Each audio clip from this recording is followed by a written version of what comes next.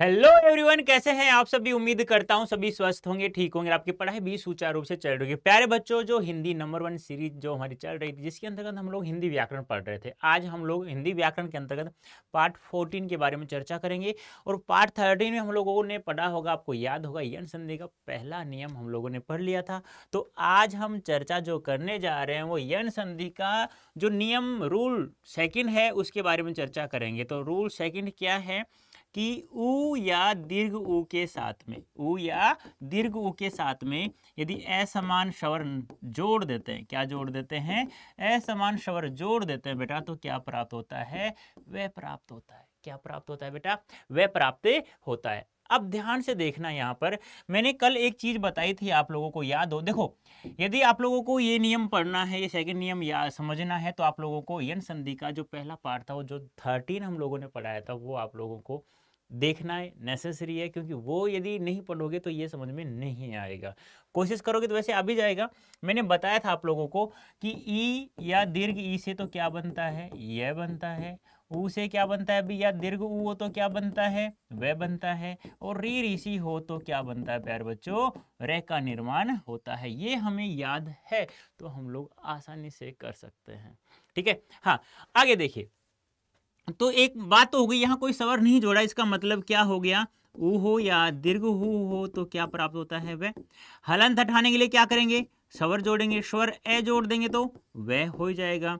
यदि आ जोड़ देंगे तो बताइए क्या होगा, वाह होगा। और यदि बताइए ई जोड़ देंगे तो क्या प्राप्त होगा, ई जोड़ देंगे तो क्या प्राप्त होगा, वी होगा। ठीक है, हाँ, ऐसे ही प्यारे बच्चों हम लोग आगे चलें तो उ या दीर्घ उ के साथ में यदि दीर्घ ई जोड़ देता हूं तो वी हो जाएगा। क्या उ के साथ में उ को जोड़ सकता हूं, क्या नहीं जोड़ सकते बेटा। वाई, क्यों नहीं जोड़ सकते भाई, क्योंकि सर जी असमान स्वर जोड़ना है हमें, समान स्वरों का मेल तो दीर्घ स्वर संधि में होता है। लेकिन हम क्या पढ़ रहे हैं, यहाँ पे यन स्वर संधि पढ़ रहे हैं। ठीक है, हाँ, ये ध्यान रखना है। तो उ के साथ उ नहीं जोड़ेंगे तो ए जोड़ देंगे तो वे हो जाएगा। और यदि आई जोड़ देंगे तो वही हो जाएगा। और यदि ऐसे ही हम लोग आगे बढ़ते जाएं, यदि ओ जोड़ देंगे तो बेटा क्या प्राप्त हो जाएगा, वो। और ऐसे ही औ जोड़ देंगे तो क्या प्राप्त हो जाएगा, औ। बोलो, समझ में आया या नहीं आया। यदि ये समझ गए ना तो प्रत्येक उदाहरण को आप लोग आसानी से संधि विच्छेद कर लेंगे। ठीक है, हाँ, तो बताइए। जैसे कि मान लो आ गया स्वागत, तो क्या हो जाएगा, देखो मैंने कहा था यण संधि में य व से पहले तुम्हें आधा अक्षर दिखाई देगा, तो वह शब्द लगभग लगभग हमारा किस संधि का होगा बेटा, यण स्वर संधि का हो सकता है। अब देखो, वह और वह किससे बनता है बेटा, ऊ से बनता है गुरुजी। ठीक है, आगे क्या जुड़ा हुआ है इसमें, आ जुड़ा हुआ है गुरुजी। ठीक है बेटा, तो क्या बन गया, वाह।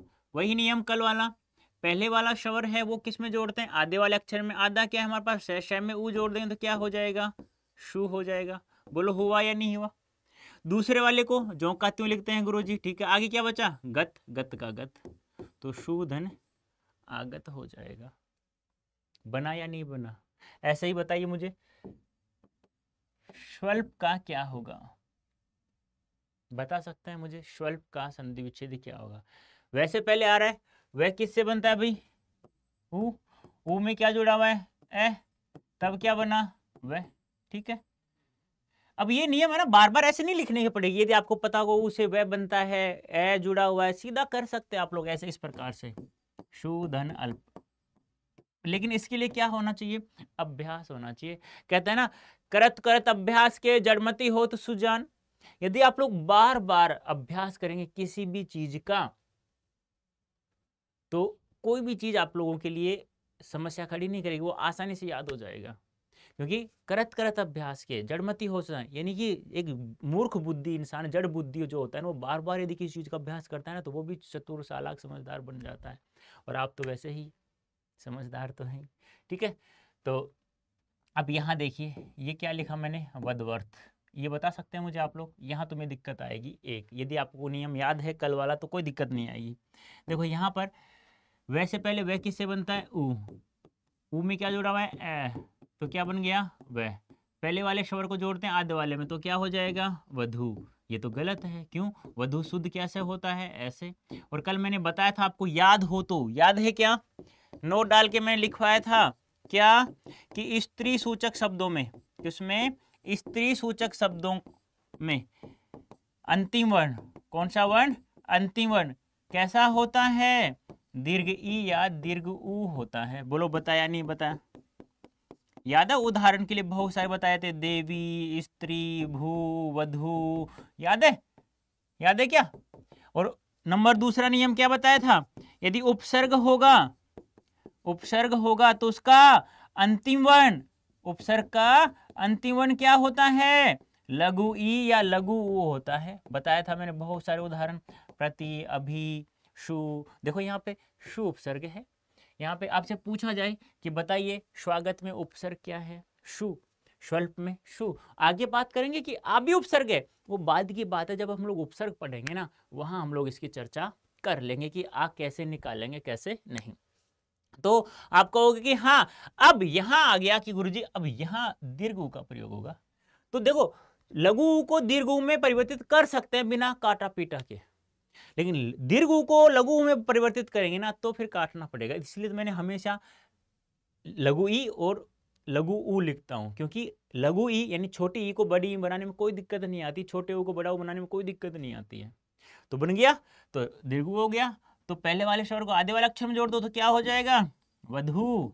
दूसरे वाला स्वर जो कहती हूं, और ये का ये, वधु धन अर्थ हो जाएगा। बोलो बात समझ में आई या नहीं आई? आगे क्या? बोलो सभी, आ गई क्या या नहीं आई अभी? वेरी गुड, शाबाश। चलो आगे और भी देख लेते हैं हम लोग उदाहरण। जैसे मान लो आ गया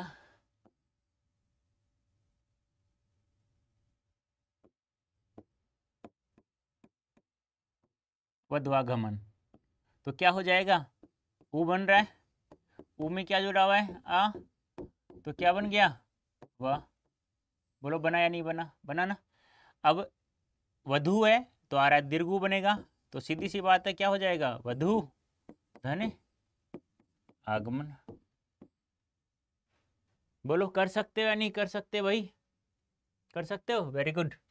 ऐसे ही देखो, वैसे उदाहरण तो बहुत सारे मिल जाएंगे, लेकिन हम लोगों को समझना है यार उनको। जब समझ लेंगे तो आराम से कोई भी चीज़ हमारे लिए परेशानी नहीं उठाए, क्योंकि सभी चीज़ों, कहते हैं ना, एक एक की चीज़ हमारे लिए बढ़ती हुई जाती है, तो उसको हम लोग समझते हैं ना, तो समझने के लिए हमें थोड़ा सा दिमाग लगाने की आवश्यकता पड़ती है। ठीक है, तो हमारे पास दो नियम हो गए, कौन कौन से? एक तो मैंने समझाया आपको ई का, ई के साथ हमने असमान स्वर जोड़ा, रिपीट कर देता हूँ एक बार, तो क्या प्राप्त होता है? यह।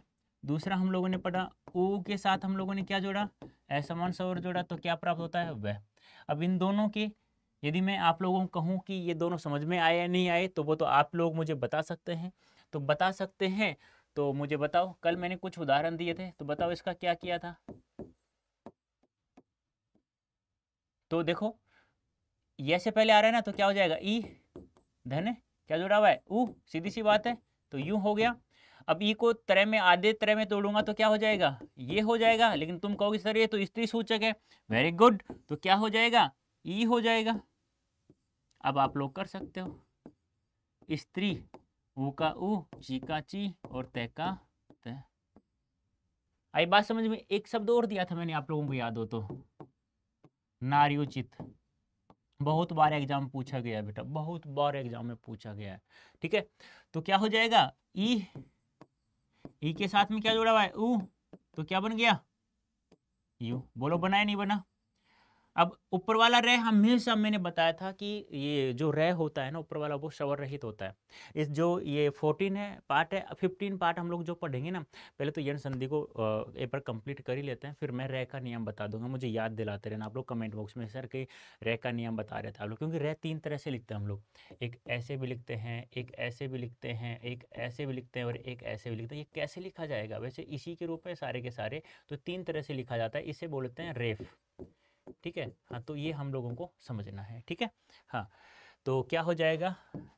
आधा रह आएगा, तो इसको हम लोग समझने के लिए ऐसे भी लिख सकते हैं, नार्योचित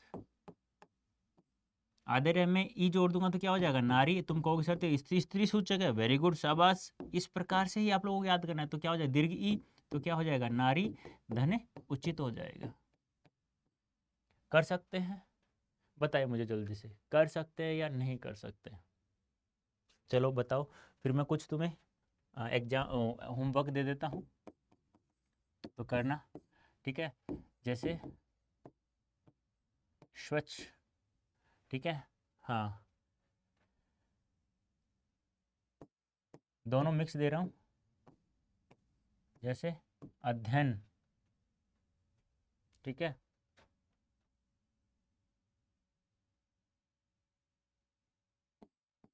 न्यास,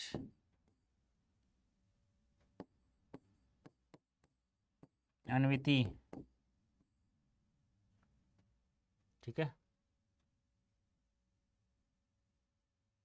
ठीक है। ये आप लोगों के लिए क्या है, कुछ उदाहरण है। और आप देखो किसी बुक में आप लोग देख करके बहुत सारे उदाहरण आप लोग करेंगे ना बेटा, तो आराम से ये समझ में आ जाएगा। अब देखो आप लोगों के लिए एक सूचना दे देता हूँ, बहुत अच्छी है, कि ये कोड मैं बार बार रोजाना आप लोगों को बताता हूँ, ठीक है। इस कोड का प्रयोग करके बेटा आप लोग मैक्सिमम डिस्काउंट प्राप्त कर सकते हैं। मैक्सिमम डिस्काउंट किसी भी कोर्स को परचेज करते हो तो, लेकिन मैं बार बार जोर कहाँ देता हूँ, महापैक पे। क्यों बेटा, मैं इसलिए देता हूँ महापैक से, क्योंकि श्रेष्ठा बैच आप लोगों के सामने है। श्रेष्ठ बनना है तो श्रेष्ठा बैच में भी आ सकते हैं, वैसे महापैक में आ जाए तो महा नहीं बनेंगे आप लोग, ठीक है। हाँ, तो इसलिए कहता हूँ क्योंकि ये आपके एग्जाम तक रहेगा, इसकी वैलिडिटी होगी जो एग्जाम तक रहेगी, लेकिन इसकी वैलिडिटी एग्जाम तक नहीं रहेगी, इसके फिक्स मंथ की रहेगी। तो और इसमें बहुत सारे फायदे हैं, ये भी इसमें फ्री में मिलेगा, प्लस फिजिकल बुक आपके पास घर बैठे मिलेंगी आप लोगों को, जो भी बुक्स हैं, और बहुत कुछ यहाँ मिलेगा। आप लोग जैसे ही आप लोगों को नहीं पता तो आप लोग ऐसा करना, मैं बता रहा हूँ आप लोग कैसे क्या क्या मिलेगा क्या क्या नहीं मिलेगा, एक बार मैं आप लोगों को बता देता हूँ। ऐसे गूगल ओपन कर लेंगे, गूगल ओपन करने के बाद यहाँ लिखना है आप लोगों को अड्डा 24/7, ADDA 247, फिर इंडिया लार्जेस्ट पहली साइट आप लोग सेलेक्ट कर लेंगे। उसके बाद आप लोगों को जाना है यहाँ ऑल कोर्सेज में, कहाँ जाना है, जब तक वो घूमता रहेगा ना ऐसे, जब तक कुछ नहीं होगा। या ऐसे नहीं करो तो आप लोग अड्डा 24/7 ऐप प्ले स्टोर से भी डाउनलोड कर सकते हैं, वहाँ से भी आपको पॉइंट्स प्राप्त होंगे, वहाँ से भी कुछ फ़ायदा भी मिल सकता है आप लोगों को। तो अंडरग्रेड इंट्रेंस एग्जाम में जाना है, फिर यहाँ सीयूईटी में जाना है। अब ये देखो महापैक है, ठीक है, अब ये महापैक में जाना है। अब यहाँ आप लोगों को अपना डोमेन सब्जेक्ट है वो सेलेक्ट करना है। डोमेन सब्जेक्ट क्या है आपका, जैसे कि मान लो आपका कॉमर्स है या पीसीएम मैथ्स है या ह्यूमैनिटीज है, तो मान लो कॉमर्स है आपका, यहाँ सेलेक्ट कर लेंगे।